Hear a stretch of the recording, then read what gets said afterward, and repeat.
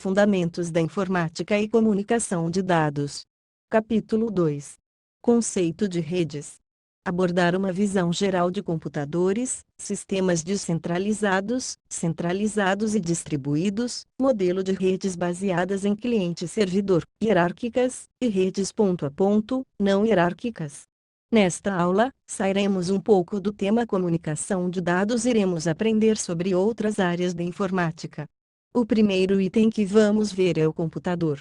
Um sistema de computador é integrado pelo hardware e pelo software. O hardware é o equipamento propriamente dito, é formado por um processador, memória, dispositivos de entrada e saída e armazenamento. O processador é o cérebro da máquina, a memória guarda os dados com os quais o computador está trabalhando em um determinado momento. Os dispositivos de entrada aceitam os dados vindos do usuário ou de outra fonte, por exemplo, teclado, mouse, etc. Os dispositivos de saída dão ao usuário do computador respostas audiovisuais, por exemplo, monitor, impressora, etc. Para finalizar a parte de hardware, o armazenamento age como se fosse um arquivo do computador, guardando os dados que não estão sendo usados pelo processador no momento, por exemplo, HD. O software é constituído pelos programas que lhe permitem atender às necessidades dos usuários. Os programas são instruções eletrônicas que informam ao computador como realizar certas tarefas. A forma de tratamento do processamento de dados evoluiu, ao longo dos tempos, em consequência das mudanças tanto no que diz respeito a hardware quanto a software. No início das redes de computadores, as comunicações de dados geralmente ocorriam de três modos: descentralizado, centralizado ou distribuído. Com a evolução dos conceitos de comunicação entre computadores, novos modelos de redes foram desenvolvidos, como o modelo cliente-servidor. Em um ambiente descentralizado, os usuários cuidam de seus sistemas e não há troca eletrônica de recursos ou informações entre esses sistemas separados.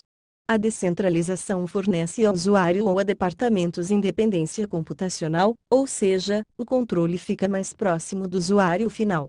Um exemplo de descentralização seria uma escola que tivesse um departamento de registros de alunos que disponibilizaria um computador para manter uma base de dados de notas, endereços, disciplinas cursadas, etc., e outra base de dados no departamento de contabilidade, contendo informações contábeis e informações como o endereço de cobrança dos alunos, que também consta na outra base de dados do departamento de registros de alunos.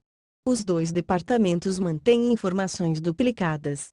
Se um estudante mudasse de endereço e notificasse somente um departamento, o outro ficaria defasado. Além da redundância e inconsistência, a descentralização também promove a baixa produtividade. Diferentemente, em um ambiente centralizado, um único computador acomoda todos os dados de uma organização, e os usuários acessam esses dados por terminais que são dispositivos que contêm um teclado e uma tela para enviar e receber dados por meio de uma ligação de comunicação. No nosso exemplo anterior, se o departamento de registros de estudantes atualizasse suas informações, todas as atualizações seriam acomodadas em uma base de dados centralizada e acessível a todos os outros departamentos da escola. As vantagens desse sistema são: o sistema fica sob os cuidados de apenas um departamento, é mais barato adquirir um sistema centralizado do que vários descentralizados e a redundância e a inconsistência são eliminadas. A desvantagem é que é criado um ponto de falha único. Se o sistema falha, toda a empresa é afetada. Um sistema distribuído consiste de computadores independentes conectados uns com os outros. A diferença básica entre um sistema distribuído e uma rede de computadores é que em um ambiente distribuído os recursos são disponibilizados para o usuário de forma transparente, isto é, os usuários não sabem que os computadores estão interconectados. O sistema distribuído parece um sistema único. A maioria das aplicações e comunicações em rede de hoje se baseiam em um modelo cliente-servidor. Nesse modelo, são descritos os serviços de rede, por exemplo, transferência de arquivos, correio eletrônico, etc., e os programas utilizados pelos usuários finais para acessar esses serviços. Servidores fornecem os serviços à rede de computadores, e os computadores que acessam esses serviços são considerados clientes. Nesse modelo, existe uma hierarquia de equipamentos, ou seja, um equipamento diferenciado controla os serviços e recursos de rede. Outro modelo de comunicação de rede é o de compartilhamento de arquivos, também conhecido como para ou ponto a ponto. Esse modelo elimina a necessidade de servidores centralizados, e permite a todos os computadores interconectados trocar arquivos independentemente do tipo, residentes em seus discos, HDS.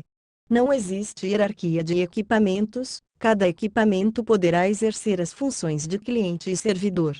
Nesta aula tivemos uma visão geral de computadores, sistemas descentralizados, centralizados e distribuídos, modelo de redes baseadas em cliente e servidor, hierárquicas, e redes ponto a ponto, não hierárquicas.